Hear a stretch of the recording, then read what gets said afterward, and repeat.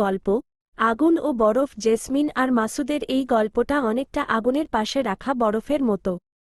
Jasmine Chowdhury, যিনি এই শহরের সবচেয়ে বড় রিয়েল এস্টেট ব্যবসায়ীর একমাত্র মেয়ে, যার কাছে তার অহংকারই হল আসল অলংকার। অন্যদিকে মাসুদ, যে কিনা জেসমিনের বিশাল বাগানের মালি হয়ে কাজ করে। শান্ত মাসুদ আর দাম্ভিক জেসমিন। জেসমিনের মেজাজি স্বভাবে সারাদিন বাড়িতে কারো না কারো চাকরি যায়। একদিন সকালে বাগানে হাঁটতে গিয়ে জেসমিন দেখল তার প্রিয় বিদেশি গোলাপ গাছটার ডাল কেউ ছিঁড়ে দিয়েছে। রাগে অগ্নিশর্মা হয়ে সে চিৎকার করে ডাকল নতুন মালি মাসুদকে। জেসমিন গর্জে উঠে বলল, হে ইউ, তোমার সাহস কি করে হয় আমার পারমিশন ছাড়া এই গাছ ছাঁটার? তুমি জানো এই গাছটা আমি লন্ডন থেকে আনিয়েছি? মাসুদ খুব শান্তভাবে মাথা নিচু করে দাঁড়িয়েছিল। সে ধীর গলায় উত্তর দিল, ম্যাডাম, গাছটার ওই ডালে পোকা ধরেছিল। না কাটলে গাছটাই মরে যেত। আমি আপনার প্রিয় গাছটাকে বাঁচাতে চেয়েছি। জেসমিন তর্জনী উঁচিয়ে বলল, তর্ক করছিস আমার সাথে? কাল থেকে তোকে যেন এই বাড়িতে না দেখি। Get out. পরের দিন মাসুদের চলে যাওয়ার কথা, কিন্তু সেদিন বিকেলে শুরু হলো প্রচণ্ড ঝড় আর বৃষ্টি। বৃষ্টির সেই রাতে জেসমিন তার দামি গাড়ি নিয়ে শহর থেকে ফিরছিল। এক নির্জন মোড়ে এসে তার গাড়ির চাকা পাংচার হয়ে গেল। মেজাজি জেসমিন গাড়ি থেকে নেমে চেঁচামেচি শুরু করল, কিন্তু নির্জন রাস্তায় সাহায্য করার মতো কেউ ছিল না। হঠাৎ সে দেখল বৃষ্টির মধ্যে সাইকেল চালিয়ে কেউ একজন আসছে। লোকটা আর কেউ নয়, মাসুদ। সে তার কাজ শেষ করে বাড়ি ফিরছিল। মাসুদ অবাক হয়ে বলল, ম্যাডাম, আপনি এখানে? এই অবস্থায় বাইরে থাকা ঠিক হবে না। জেসমিন প্রথমে ভেবেছিল আবার ঝাড়ি দেবে, কিন্তু পরিস্থিতির চাপে সে চুপ করে রইল। মাসুদ নিজে ভিজে একাকার হয়ে জেসমিনের গাড়ির চাকা বদলে দিল। পুরো সময়টা জেসমিন তার ছাতাটা নিয়ে মাসুদের মাথায় ধরে রাখল।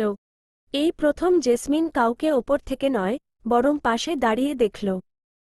এক নীরব পরিবর্তন শুরু হলো তার ভেতরে। চাকা পাল্টানো শেষ হলে মাসুদ ভেজা জামাটা একটু ঝেড়ে বলল, ম্যাডাম, গাড়ি এখন ঠিক আছে। আপনি সাবধানে বাড়ি যান। আমি তো কাল থাকছি না, তাই গাছগুলোর যত্ন নেবেন। জেসমিনের বুকের ভেতরটা খচখচ করে উঠল। সে দেখল চাকা পাল্টাতে গিয়ে মাসুদের হাতটা কেটে গেছে, অথচ লোকটা একটা শব্দও করেনি। পরের দিন সকালে জেসমিন তার বাবার ঘরে গিয়ে বলল, বাবা, নতুন মালিটা খুব ভালো কাজ জানে। ওকে যেতে বারণ করে দাও। গল্পের শেষ অংশে জেসমিনের মেজাজ রাতারাতি পাল্টে যায়নি ঠিকই, কিন্তু এখন সে মাঝেমধ্যেই বাগানে গিয়ে মাসুদের জন্য চা বানিয়ে নিয়ে যায়। মাসুদ তখন অবাক হয়ে তাকায়। জেসমিন তার সেই কঠোর গলায় বলে, বেশি অবাক হওয়ার কিছু নেই। চাটা তিতা হয়ে গেছে, তাই তোমাকে দিলাম। খেয়ে ফেলো। মাসুদ মনে মনে হাসে। সে জানে, এই তিতার আড়ালে জেসমিনের মনের ভেতর জমাট বাঁধা বরফটা একটু একটু করে গলতে শুরু করেছে। গল্পটা সত্যিই খুব হৃদয়স্পর্শী হয়েছে। আপনি কি এই গল্পের আরও কোনো পর্ব যোগ করতে চান? জেসমিন ও মাসুদের শেষ সংঘাত গল্পের মোড় এবার বদলে গেল।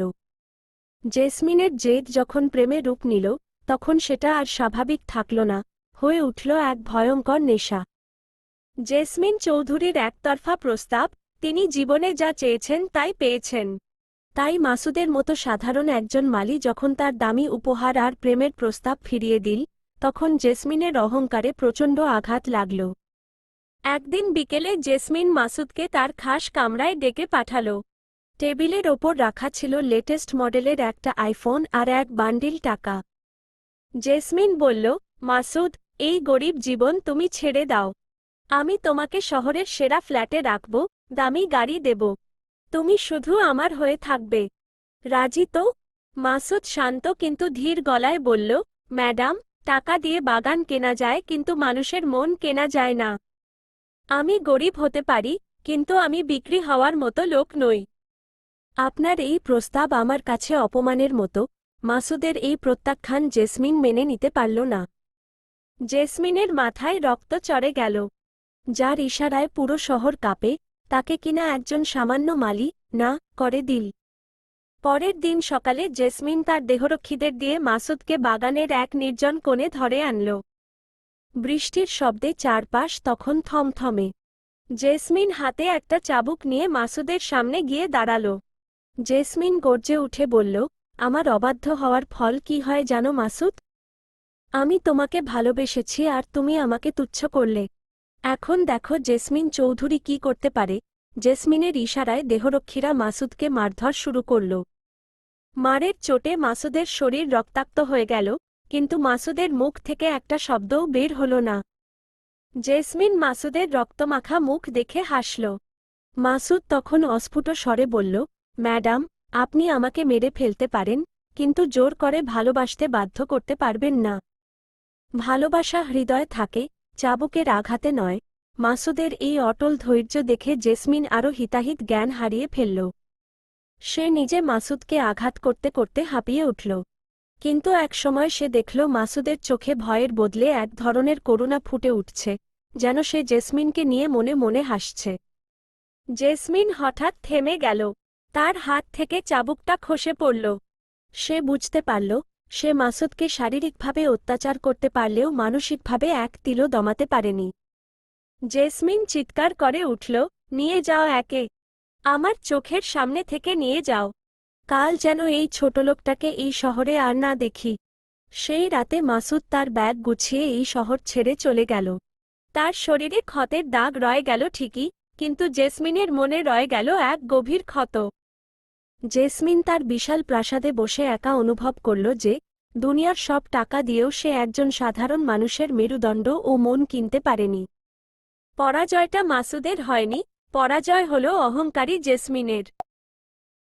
চাকা ঘুরে আজ সেই অপমানের প্রতিশোধ নেওয়ার মাহেন্দ্রক্ষণ তার সামনে। ১ শূন্য থেকে শিখরে গাজীপুরের মাওনা বাজারে দূর সম্পর্কের এক চাচার ভাঙাড়ি মালের ব্যবসায় আশ্রয় নিয়েছিল মাসুদ। দিন রাত এক করে পরিশ্রম করার পাশাপাশি ভাগ্যের জোরে সে এক বিশাল সুযোগের সন্ধান পায়। পুরনো লোহার ব্যবসার আড়ালে সে গড়ে তোলে এস ফিলিং ইন্ডাস্ট্রিজ। কয়েক বছরের অদম্য মেধা আর পরিশ্রমে মাসুদ হয়ে ওঠে উত্তরবঙ্গের সবচেয়ে বড় স্টিল মিলের মালিক। আজ সে এমকে গ্রুপ অফ ইন্ডাস্ট্রিজ এর চেয়ারম্যান মাসুদ খান। ২ জেসমিনের পতন। অন্যদিকে জেসমিন চৌধুরীর দম্ভ তাকে ধ্বংসের দ্বারপ্রান্তে নিয়ে গেছে। ব্যবসায় বড় লোকসানে তার বাবার মৃত্যু হয়েছে, সম্পত্তি সব ব্যাংক ঋণে জর্জরিত। দামি চাবুক হাতে রাখা সেই মেজাজি জেসমিন এখন ভাড়া বাসায় দিন কাটায়। হঠাৎ একদিন সে খবর পেল, তাদের পুরনো বাড়ি আর বাগানটি নিলামে উঠেছে এবং সেটি কিনে নিয়েছেন দেশের উদীয়মান ব্যবসায়ী এমকে গ্রুপের চেয়ারম্যান। ৩ সেই মাহেন্দ্রক্ষণ অসহায় জেসমিন ছুটে গেল নতুন মালিকের অফিসে। সে জানত না পর্দার আড়ালে কে আছেন। অফিসের বড় চেম্বারে ঢুকে সে দেখল একজন সুদর্শন মানুষ জানালার দিকে পিঠ দিয়ে দাঁড়িয়ে আছেন। জেসমিন, দয়া করে আমাদের বাড়িটা কেড়ে নেবেন না। আমি আপনার পায়ে ধরছি, আমার থাকার আর কোনো জায়গা নেই। মানুষটি ধীরে ধীরে ঘুরে দাঁড়ালেন। জেসমিন থমকে গেল। এ তো সেই মাসুদ। মাসুদ? হ্যাঁ জেসমিন ম্যাডাম, আমি মাওনা বাজারের সেই ধুলোমাখা মালি মাসুদ, যাকে আপনি চাবুক দিয়ে মেরে শহরছাড়া করেছিলেন। মনে আছে তো? ৪ ক্ষমা এবং নতুন উপলব্ধি। জেসমিনের চোখের পানি আর বাধা মানল না। যে জেসমিন কখনো কারো কাছে মাথা নত করেনি, সে আজ মাসুদের পায়ের কাছে লুটিয়ে পড়ল। কাঁদতে কাঁদতে সে বলল, আমাকে ক্ষমা করে দাও মাসুদ। আমি অহংকারে অন্ধ ছিলাম। আমার সব কেড়ে নাও, কিন্তু বাবার স্মৃতিটা কেড়ে নিও না। আমি তোমার মালি হয়ে সারা জীবন থাকতে রাজি আছি। মাসুদ কিছুক্ষণ নিশ্চুপ থেকে শান্ত গলায় বলল, ম্যাডাম, আমি আপনার মতো নই। আমি চাইলে প্রতিশোধ নিতে পারতাম, কিন্তু আমি এখন একজন সফল ব্যক্তিত্ব, কোনো প্রতিহিংসাপরায়ণ মানুষ নই। মানুষের আসল সম্পদ তার ব্যক্তিত্ব, টাকা নয়। আপনার বাড়ি আপনারই থাকবে, শুধু মনে রাখবেন, মানুষকে মানুষের চোখে দেখতে শিখুন।